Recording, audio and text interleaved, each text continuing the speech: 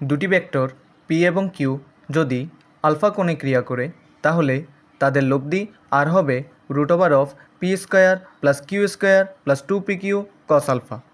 এখন লব্ধি আর যদি পি এর সাথে θ1 কোণ উৎপন্ন করে তাহলে θ1 হবে tan inverse q sin alpha divided by p + q cos alpha, এবং লব্ধি আর যদি কিউ এর সাথে θ2 কোণ উৎপন্ন করে তাহলে θ2 হবে tan inverse p sin alpha divided by q + p cos alpha. এই দুটি ফর্মুলা আমরা খুব সহজেই মনে রাখতে পারি একটি লাইনের মাধ্যমে। লাইনটি হলো যার সাথে অ্যাঙ্গেল সে তাকে সিঙ্গেল।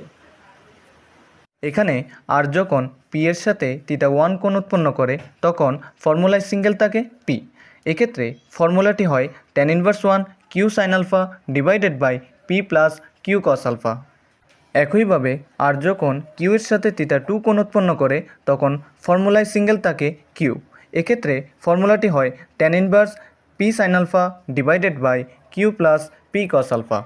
এখন আমরা আরেকটি বিষয় লক্ষ্য করি। ধরি এটি একটি নদী যার প্রস্থ d। নদীতে স্রোতের বেগ u এবং সাঁতারু বা নৌকার বেগ v। এখানে u নদীর দৈর্ঘ্য বরাবর ক্রিয়া করে। u এবং v এর মধ্যবর্তী কোণ আলফা হলে এদের লব্ধি আর হবে √(u² + v² + 2uv cos alpha, এবং নদীর দৈর্ঘ্য বা ভূমি বরাবর সাঁতারু বা নৌকার বেগ v এর উপাংশ হবে v cos আলফা, এবং নদীর প্রস্থ বা লম্ব বরাবর v এর উপাংশ হবে v sin আলফা। এটি থেকে আমরা আরেকটি ফর্মুলা বের করতে পারি। আমরা জানি দূরত্ব সমান বেগ গুণ সময়, সুতরাং সময় সমান দূরত্ব ভাগ বেগ। এখানে দূরত্ব d এবং দূরত্ব d এর দিকে বেগের উপাংশ v sin আলফা। এটি দিয়ে আমরা যে কোনো নৌকা বা সাঁতারুর নদী পার হওয়ার সময় নির্ণয় করতে পারি।